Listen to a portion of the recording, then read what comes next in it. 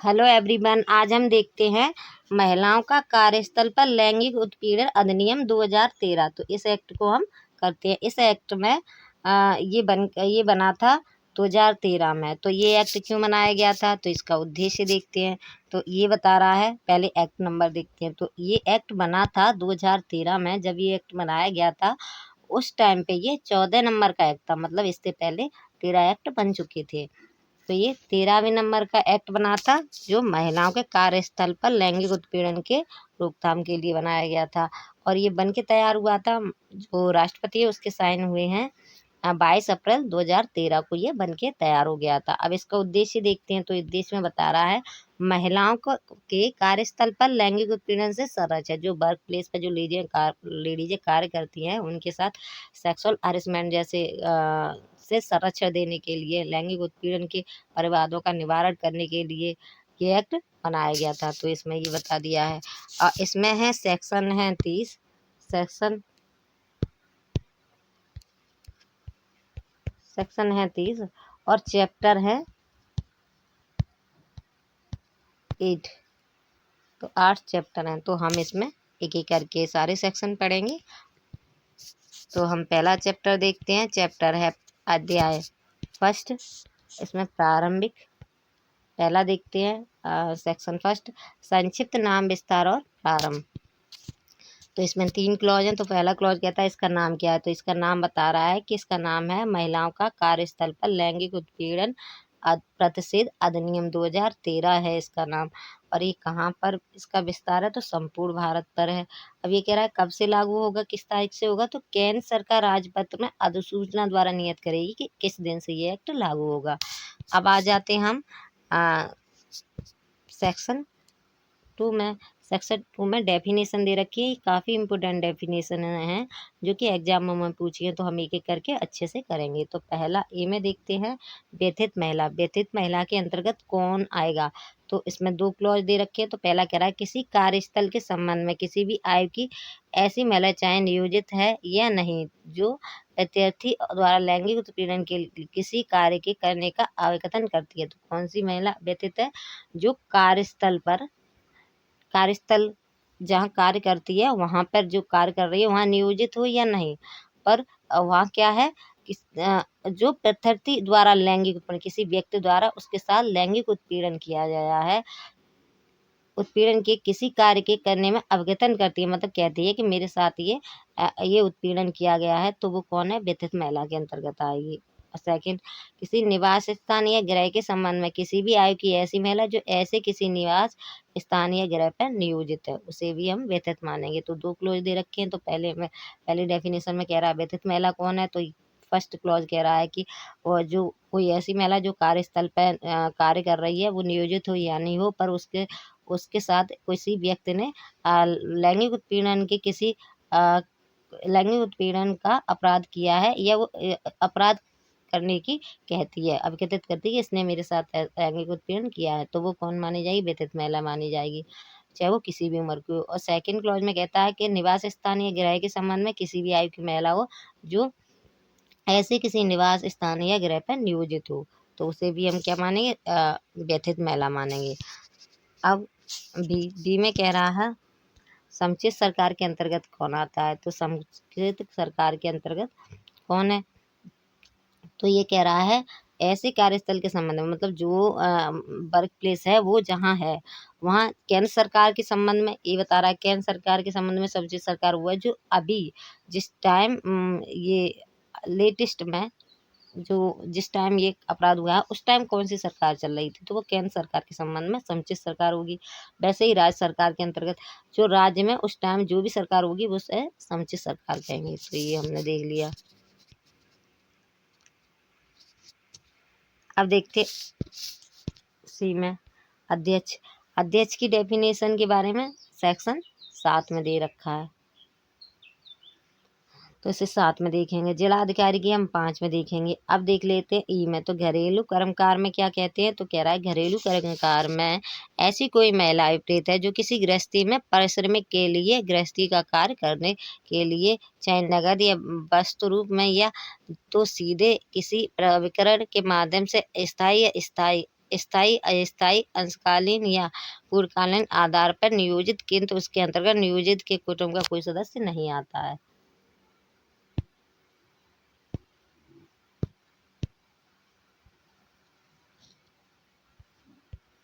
तो ये कह रहा है घरेलू कर्मकार के अंतर्गत वो लेडीज आती हैं, वो महिलाएं आती हैं जो घर गृहस्थी के कार्य करने के लिए, दूसरे के घर गृहस्थी के कार्य करने के लिए जाती हैं। तो उन्हें क्या मानेंगे हम? घरेलू कर्मकार मानेंगे, चाहे वो नगद लेती हों पैसे या कोई उसके काम करने के बदले कोई वस्तु के रूप में लेती हों, या स्थायी हो या अस्थायी हो, चाहे आधे टाइम के लिए जाती हों, हाफ टाइम के लिए, फुल टाइम के लिए, अंशकालीन या पूर्णकालीन नियोजित हों। तो और उन्हें हम क्या मानेंगे? घरेलू कर्मकार मानेंगे, पर उनके अंतर्गत कोई परिवार की या कुटुंब की महिला नहीं आएगी। ठीक है, जो बाहर से महिला घर पे काम करने के लिए आती है वो आएंगी घरेलू कर्मकार के अंतर्गत। अब आते हैं, ये पूछता है कर्मचारी के अंतर्गत कौन आएगा? तो ये कह रहे हैं कर्मचारी से ऐसा कोई व्यक्ति अभिप्रेत है जो किसी कार्यस्थल पर किसी कार्य के लिए या तो सीधे या किसी अभिकर्ता के माध्यम से, जिसके अंतर्गत कोई ठेकेदार भी है, प्रधान नियोजक भी है। तो ये कह रहा है कर्मचारी से ऐसा कोई व्यक्ति आएगा कर्मचारी के अंतर्गत जो कार्यस्थल पर कार्य कर रहा है, वो कर्मचारी के अंतर्गत आएगा। चाहे इसके अंतर्गत ठेकेदार भी हो सकता है, प्रधान नियोजक की जानकारी सही है, उसके बिना नियत अस्थायी तदर्थ या दैनिक मजदूर के आधार पर, चाहे परिश्रम पर, चाहे बिना नियोजित या स्वेच्छा के आधार पर या अन्यथा कार्य कर रहा है, चाहे नियोजन के निबंधन, अभिव्यक्तन, विवेचन या नहीं, और इसके अंतर्गत कोई सहकर्मकार और संविदा कर्मकार, परिवीक्षाधीन, शिक्षु, प्रशिक्षु या ऐसे किसी अन्य नाम से ज्ञात व्यक्ति आएगा। तो ये कह रहा है कि कर्मचारियों के अंतर्गत वो व्यक्ति आएगा जो कार्यस्थल है, वर्क प्लेस है, उस पर कोई व्यक्ति काम कर रहा है।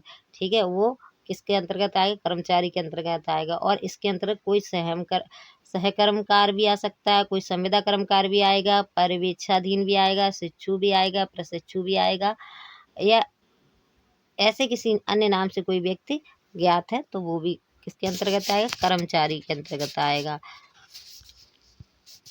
अब आ जाते हैं नियोजक। नियोजक के अंतर्गत कौन आएगा? तो ये बता रहा है पहला क्लॉज, समुचित सरकार या किसी स्थानीय प्राधिकरण के किसी विभाग, कोई समुचित सरकार है या कोई वहाँ का स्थानीय प्राधिकरण है, उसके प्राधिकरण के किसी विभाग, संगठन, उपक्रम, स्थापन, उद्यम, संस्था, कार्यालय, शाखा, यूनिट के संबंध में उस विभाग, संगठन, उपक्रम, स्थापन, उद्यम, संस्था, कार्यालय, शाखा, यूनिट, प्रधान या ऐसे अन्य अधिकारी जो यथास्थिति समुचित सरकार या स्थायी प्राधिकरण द्वारा इस निमित्त आदेश द्वारा निर्दिष्ट किए गए हैं। तो नियोजक के अंतर्गत कौन आएगा? तो ये कह रहा है या तो वहाँ की समुचित सरकार या स्थानीय प्राधिकरण द्वारा या किसी विभाग, संगठन, उपक्रम इसके द्वारा कोई समुचित सरकार या स्थानीय प्राधिकरण द्वारा इस निमित्त आदेश द्वारा निर्दिष्ट किए गए, मतलब विनिर्दिष्ट किए गए, नियुक्त किए गए, वो नियोजक के अंतर्गत आएंगे। अब इसका सेकंड क्लॉज देखते हैं। सेकंड क्लॉज कह रहा है उपखंड ए के अंतर्गत न आने वाले किसी कार्यस्थल के संबंध में कार्यस्थल के प्रबंधक, पर्यवेक्षक और नियंत्रण के लिए उत्तरदायी कोई व्यक्ति होगा, वो भी किसके अंतर्गत आएगा? नियोजक के अंतर्गत आएगा। ऊपर बता दिया है समुचित सरकार द्वारा या स्थानीय प्राधिकरण के किसी विभाग द्वारा कोई व्यक्ति नियुक्त किया गया है तो वो भी नियोजक के अंतर्गत आएगा। दूसरे में ये कह रहा है उपखंड ए के अंतर्गत नहीं आ रहा कोई व्यक्ति और उस कार्यस्थल पर कार्य कर रहा है, तो कार्यस्थल के संबंध में कार्यस्थल के प्रबंधक या पर्यवेक्षक द्वारा नियंत्रण के लिए उत्तरदायी कोई व्यक्ति होगा तो वो भी नियोजक के अंतर्गत माना जाएगा।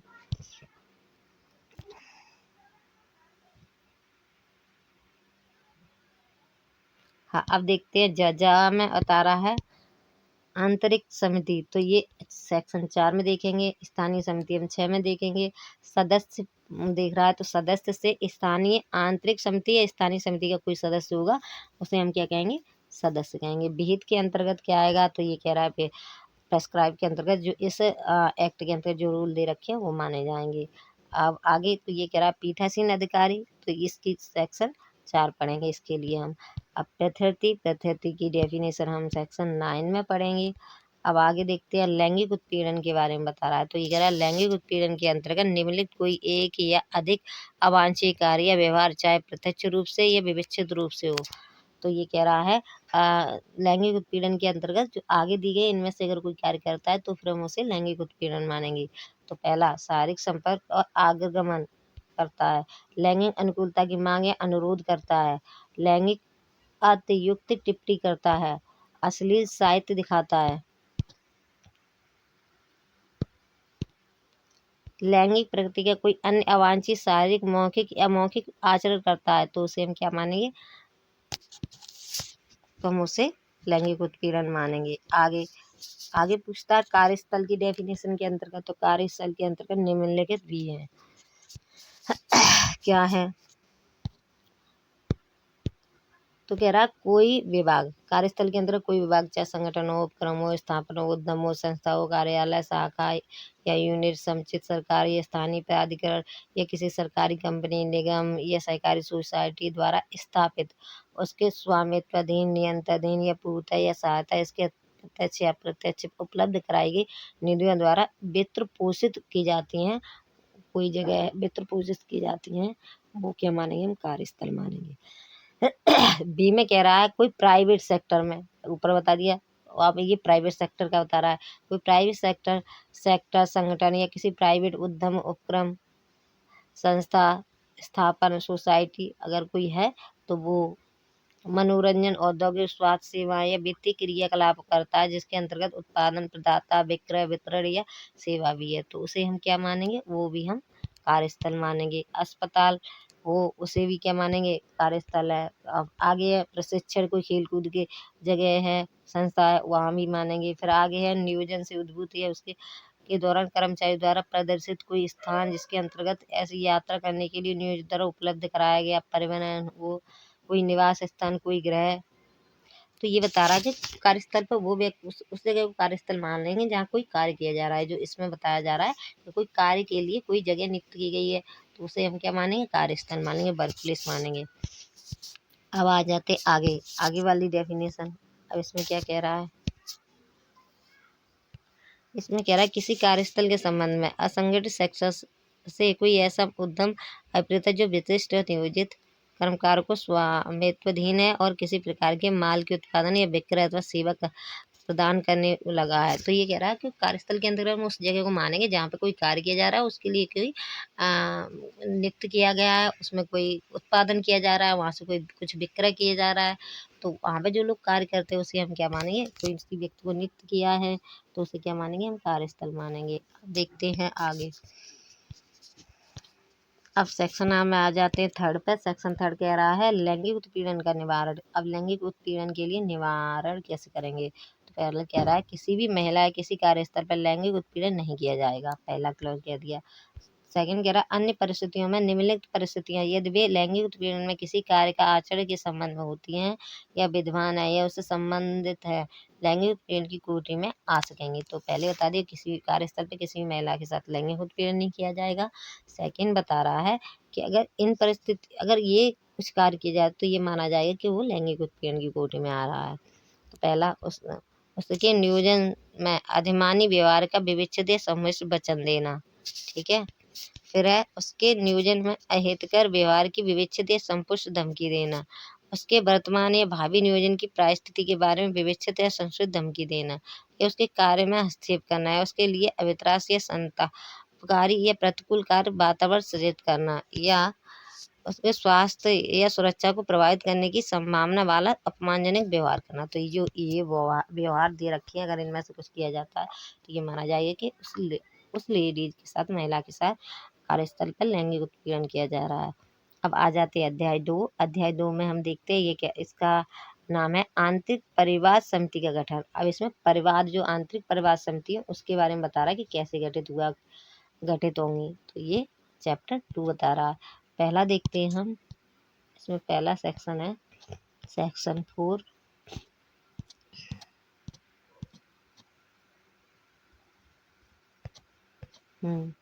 सेक्शन 4 बताता है आंतरिक परिवार समिति का गठन। तो आंतरिक जो परिवार है उसे करने के लिए आंतरिक परिवार समिति का गठन किया जा रहा है। तो पहला क्लॉज कहता है किसी कार्यस्थल का प्रत्येक नियोजक लिखित आदेश द्वारा आंतरिक परिवार समिति नामक एक समिति गठन करेगा।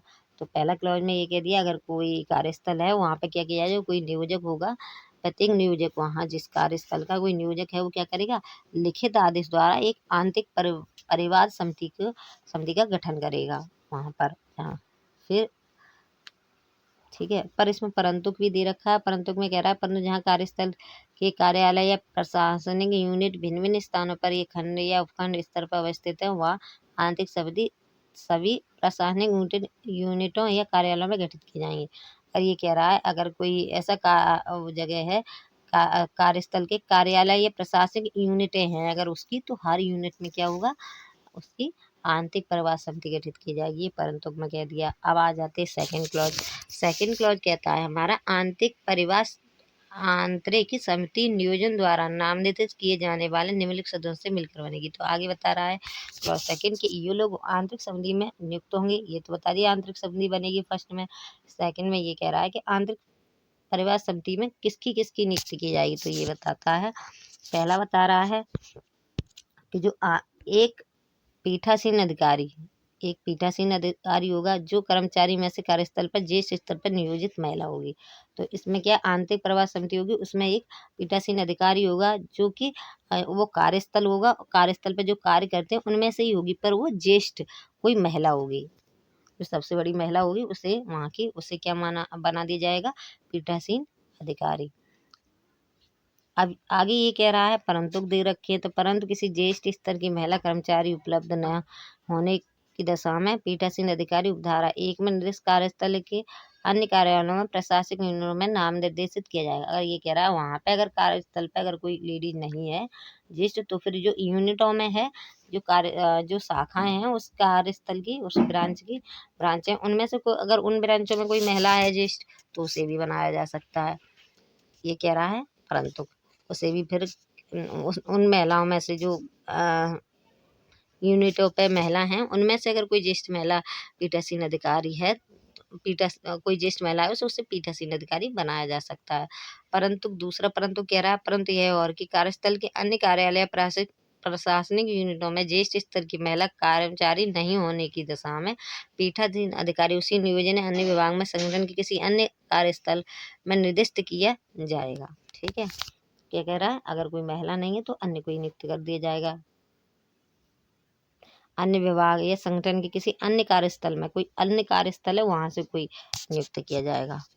ठीक है, अब बी में बता रहा है, कर्मचारियों में से 2 से अन्यून ऐसे सदस्य होंगे, जो कर्मचारी होंगे, जो समिति बनाई गई है उसमें जो कर्मचारी हैं, कर्मचारियों में से 2 में से अन्यून ऐसे सदस्य हैं जो महिला की समस्या के प्रति अधिमामी रूप से प्रतिबद्ध हैं या जिसके पास सामाजिक कार्य का अनुभव है या विधिक ज्ञान है। तो ये कह रहा है, जो समिति बनाई जा रही है उसमें तो पहले बता दिया पीठासीन अधिकारी कौन होगी, ज्येष्ठ महिला होगी।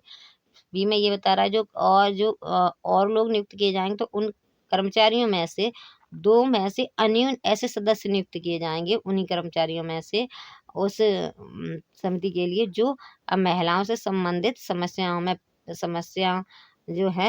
के प्रति अधिमामी रूप से प्रतिबद्ध हैं, जिनके पास कोई सामाजिक अनुभव है इससे संबंधित या कोई विधिक ज्ञान है, तो उन्हें हम क्या करेंगे, उन 2 लोगों को भी नियुक्त कर देंगे।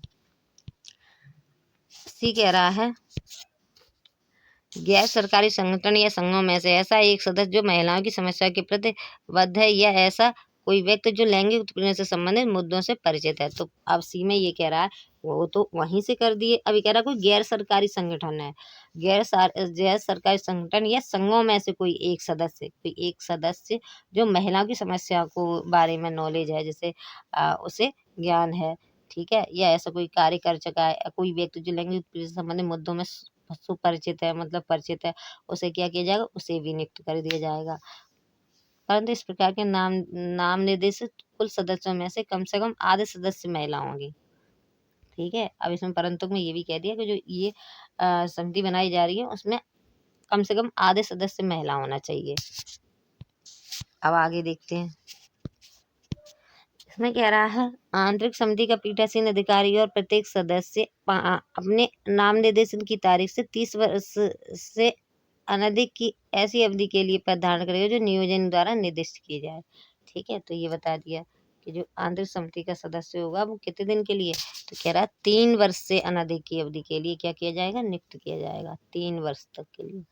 ठीक है। अब आगे 4, गैर सरकार संगठन का संगम में से नियुक्त किए गए सदस्य को आंतरिक समिति की कार्यवाही करने के लिए नियोजन द्वारा ऐसी फीसें भत्ते जो विहित की जाएं संदत किए जाएंगे। देखो और लोग तो उन्होंने वहीं कार्यस्थल से नियुक्त किए थे, पर कुछ अलग से नियुक्त किए गए थे जो गैर संगठनों से थे, वहाँ कार्य नहीं करते थे, तो उन्हें वो भाई इसीलिए इस समिति के लिए नियुक्त किए गए, तो उन्हें कुछ तो मानदेय दिया जाएगा ना। तो वो कह रहा है नियोजन द्वारा ऐसी फीसें या भत्ते या विहित किए जाएंगे जो संदिग्ध किए जाएंगे तो उन्हें दिए जाएंगे। आगे कह रहा है 5, कहता है जहां आंतरिक समिति का पीठासीन अधिकारी का कोई सदस्य धारा 16 के उपबंध का उल्लंघन करता है या किसी अपराध के लिए सिद्ध दोष ठहराया जाता है, उसके विरुद्ध प्रवर्तित किसी विधि के अधीन किसी अपराध की कोई जांच लंबित है, किन्हीं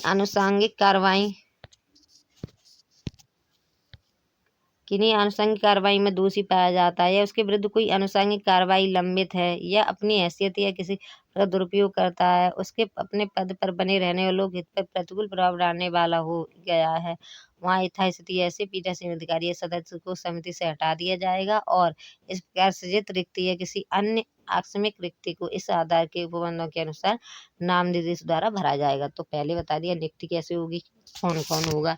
ठीक है। फिर आगे ये बताया है कि अगर कोई व्यक्ति ऐसा है जो जिसके ऊपर कोई कार्रवाई चल रही है, ठीक है, या कोई वो जो सेक्शन 16 है उसमें कोई नियम दिए गए उनका उल्लंघन करता है या अपनी हैसियत है उसका दुरुपयोग करता है, तो फिर क्या कर दिया जाएगा, उसे हटा दिया जाएगा और उसकी जगह कोई और नियुक्त कर दिया जाएगा, ये बताता है। अब आगे देखते हैं, आगे का चैप्टर है स्थानीय परिवार समिति के गठन, अध्याय 3। तो पहले हमने अध्याय 2 में पढ़ा था आंतरिक परिवार समिति, अब हम पढ़ेंगे स्थानीय परिवार समिति के बारे में। तो ये वाला हम चैप्टर अगली वीडियो में करेंगे। Thank you.